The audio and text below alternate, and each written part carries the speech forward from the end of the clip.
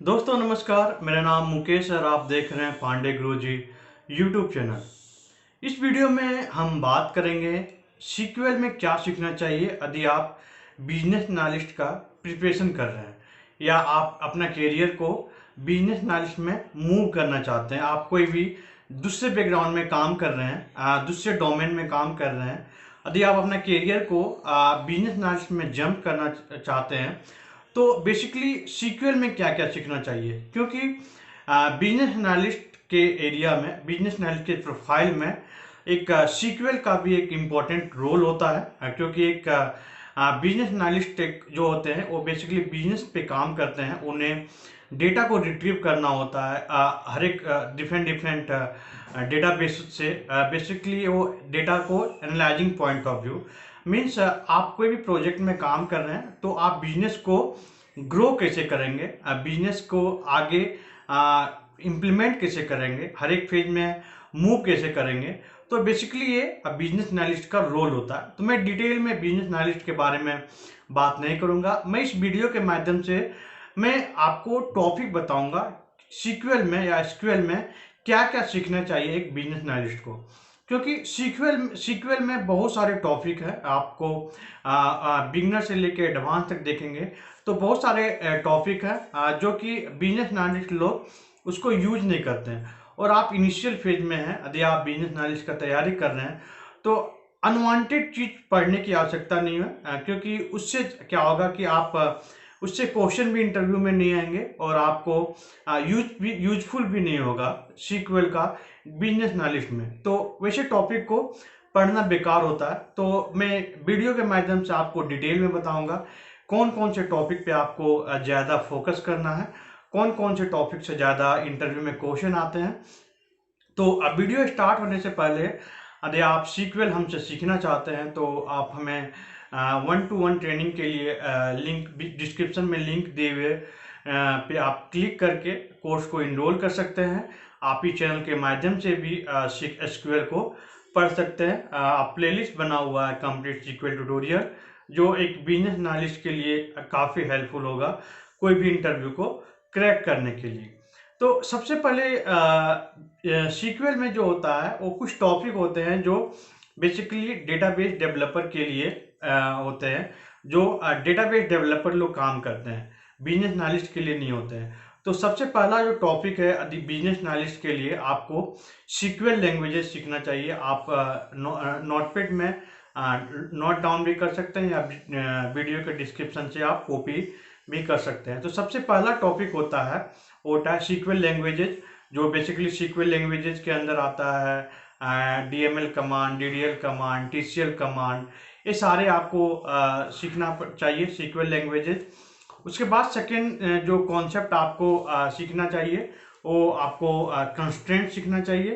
Constraint में आपको advance level पे नहीं सीखना चाहिए, आपको बेसिक नॉलेज होना चाहिए कंस्ट्रेंट काम कैसा किया है। क्योंकि जब भी आप डेटा को रिट्रीव करेंगे तो आपको प्राइमरी की, फॉरेन की, कौन से टेबल से रिलेशनशिप है, इस चीज़ का इन्फॉर्मेशन होना चाहिए। डीप में नहीं जाना चाहिए कि कैसे हम लोग क्रिएट करते हैं।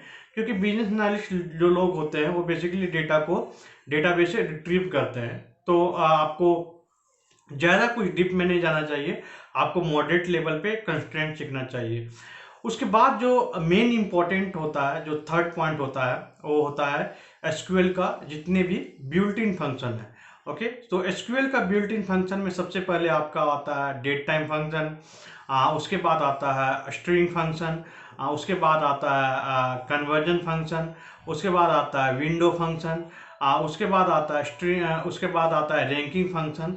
रैंकिंग में रैंक, डेंस रैंक, ये सारे काफ़ी लीड लैग, ये सारे फंक्शन है। डेट टाइम फंक्शन हो गया, डेट डिफरेंस हो गया, ये सारे जो फंक्शन है काफ़ी यूजफुल होगा आपको डेटा को रिट्रीव करने के लिए। आप एग्रीगेटेड फंक्शन भी आपको सीखना है। तो बिल्ट इन फंक्शन एक डेटा एनालिस्ट के लिए 50% कवर करता है। ओके, बिल्ट इन फंक्शन पे आपका काफ़ी कमांड है, क्योंकि बिजनेस एनालिस्ट लोग क्या होते हैं कि बेसिकली डेटा को क्लींजिंग पार्ट पे ज़्यादा वर्क करते हैं। आपको डेटा को फिल्ट्रेशन बहुत ज़्यादा काम करना पड़ेगा। तो आप बिल्ट इन फंक्शन पे आप बहुत ही ज़्यादा मेन फोकस देना है। उसके बाद जो आता है, उसके बाद आपको ज्वाइन सीखना है। ओके, ज्वाइन हो गया, सब क्वेरी हो गया, सीटीई हो गया। ये बेसिकली आप मल्टीपल टेबल से जब भी आप डेटा को रिट्रीव करेंगे, यूनियन हो गया, इंटरसेक्ट हो गया, यूनियन ऑल हो गया, तो ये सारे मल्टीपल डेटा सेट पे काम करेंगे। जैसे कि आपको दो डेटा सेट को एक डेटा सेट में कंबाइन करना है रिजल्ट सेट को, तो आप यूनियन यूज करें, यूनियन ऑल यूज करें। बेसिक डिफरेंस पता होना चाहिए यूनियन और यूनियन ऑल का। ये सारी चीज़ मैं ऑलरेडी कवर कर चुका हूँ प्लेलिस्ट में, आप वहाँ पे जाके देख सकते हैं कंप्लीट सीक्वल ट्यूटोरियल। उसके बाद जो आता है, आप बेसिकली लूपिंग का कॉन्सेप्ट होना चाहिए। कभी कभी क्या होते हैं, डेटा को रिट्रीव करने के लिए लूप, तो आपको वाइल लूप एंड कर्सर का नॉलेज होना चाहिए। आपको मेन इंपॉर्टेंट होता है यहाँ पे स्टोर प्रोसीजर। ये सारे चीज को आप एक प्लेस में यूज करेंगे, जिसको हम लोग बोलते हैं स्टोर प्रोसीजर। एक आप स्टोर प्रोसीजर क्रिएट करके रखेंगे, क्योंकि स्टोर प्रोसीजर एक प्लेस है जहाँ पे जितने चीज में डिस्कस किया, जैसे कि डीएमएल, एसक्यूएल स्टेटमेंट हो गया, कंस्ट्रेंट हो गया, बिल्ट इन फंक्शन हो गया, इस ज्वाइन हो गया, लूपिंग हो गया, कर्सर हो गया, ये सारी चीज हम लोग स्टोर प्रोसीजर में यूज करेंगे। तो विदाउट ये सारे कॉन्सेप्ट को आप स्टोर प्रोसीजर में आप नहीं यूज कर सकते हैं। ओके, तो स्टोर प्रोसीजर सीखने से पहले आपको ये सारी चीज का कॉन्सेप्ट होना बहुत जरूरी है। कभी कभी मॉडरेट लेवल पे आप यूजर डिफाइंड फंक्शन भी सीख सकते हैं, क्योंकि यूजर डिफाइंड फंक्शन जैसे रिपीटेबल वर्क, आप कोई भी डेटा को रिट्रीव कर रहे हैं डेली बेसिस, सेम चीज कोड को लिख रहे हैं, आप उसको कन्वर्ट करके रख दिए फंक्शन में, उसको स्टोर प्रोसीजर से भी कन्वर्ट कर सकते हैं, बट स्मॉल स्मॉल रिक्वायरमेंट को आप फंक्शन में क्रिएट कर सकते हैं। तो ये बेसिक चीज़ है जो आपको मेन फोकस करना है यदि आप बिजनेस एनालिस्ट का प्रिपरेशन कर रहे हैं। तो यहाँ पे क्वेश्चन आता है कि आपने सब तो टॉपिक बोल दिया, तो फिर आप रिमेनिंग क्या रह गया जो हमें नहीं पढ़ना चाहिए, हमें ज़्यादा फोकस नहीं करना चाहिए। तो कुछ टॉपिक होते हैं, जैसे कि मैं आपको ट्रिगर बोलता हूँ। यदि आप बिजनेस एनालिस्ट पे हैं, तो बिजनेस एनालिस्ट कम लोग ही होते हैं जो ट्रिगर क्रिएट करते हैं टेबल पे। ये बेसिकली डेटाबेस डेवलपर का, एसक्यूएल डेवलपर का काम होता है, ट्रिगर क्रिएट करना। ट्रांजैक्शन मैनेजमेंट होता है, जैसे कि कोई भी डेटा को, बल्क डेटा को डेटाबेस में अपडेट कर रहे हैं, तो ट्रांजैक्शन मैनेजमेंट कर रहे हैं। एरर हैंडलिंग हो गया, आप एरर हैंडलिंग को कैसे करेंगे। आइसोलेशन लेवल हो गया, इस आइसोलेशन लेवल पे कैसे काम करेंगे। ये सारे टॉपिक हो गए। डायनेमिक सीक्वल हो गया, तो डायनेमिक सीक्वल भी कभी कभी बिजनेस एनालिस्ट लोग यूज करते हैं, तो आप डायनेमिक सीक्वल भी सीख सकते हैं। मैंने ये बोलता कि आप सीखिए नहीं, बट ये टॉपिक पे ज़्यादा फोकस करने की जरूरत नहीं है। जैसे कि आइसोलेशन लेवल हो गया, आपको ट्रांजेक्शन मैनेजमेंट हो गया, ट्रिगर हो गया, ये बिजनेस एनालिस्ट बहुत कम ही यूज करते हैं अपने प्रोफाइल के अकॉर्डिंग। बिजनेस एनालिस्ट 99% लोग जो काम करते हैं वो रीड ओनली डेटा पे काम करते हैं। ओके, वो डेटा को बेसिकली हर एक डेटा बेस से वो डेटा को रिट्रीव करते हैं, अपने जस्ट डेटा को विजुलाइज करते हैं ताकि वो देख सकते हैं। उनका ज़्यादा जॉब होता है डेटा विजुलाइजेशन टूल पे, जैसे कि पावर बीआई हो गया, टैबलो हो गया, ताकि एक मीनिंगफुल डेटा में रिप्रेजेंट कर सके, ताकि बिजनेस हमारे कहाँ पे जा रहा है। तो ये बेसिक टॉपिक है जो बेसिकली आपको कवर करना पड़ेगा।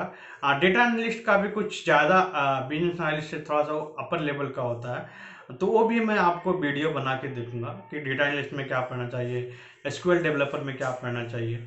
तो ये बेसिक इंफॉर्मेशन था आपको, जस्ट क्या क्या पढ़ना चाहिए, क्योंकि काफ़ी कमेंट मेरे चैनल पे आते हैं कि बिजनेस एनालिस्ट, मुझे मैसेज आते हैं कि क्या पढ़ना चाहिए। तो होप सारे का ये कन्फ्यूजन दूर गया हो गया। मैं बेसिकली ट्रेनिंग भी प्रोवाइड कर रहा हूँ। ये सारे टॉपिक का वीडियो हमारे चैनल पे आप जाके प्लेलिस्ट में, जो कि कंप्लीट सीक्वल ट्यूटोरियल है, वहाँ पे जाके आप देख सकते हैं। और प्रैक्टिकल का भी प्रैक्टिस करने के लिए भी मैं बहुत सारे इंटरव्यू क्वेश्चन में अपलोड किया हूँ, तो वहाँ पे जाके आप प्रैक्टिस कर सकते हैं। तो यदि आप इसके अलावा यदि आपको कोई क्वेश्चन है, कोई क्वेरी है, तो हमें कमेंट के जरूर बताना। और यदि कोई भी टॉपिक मैं यहाँ पे मिस कर गया हूँ जो कि सीखना चाहिए बिजनेस एनालिस्ट को, तो वो भी कमेंट के द्वारा हमें जरूर बताएं। तो इस वीडियो में बस इतना ही। वीडियो देखने के लिए धन्यवाद।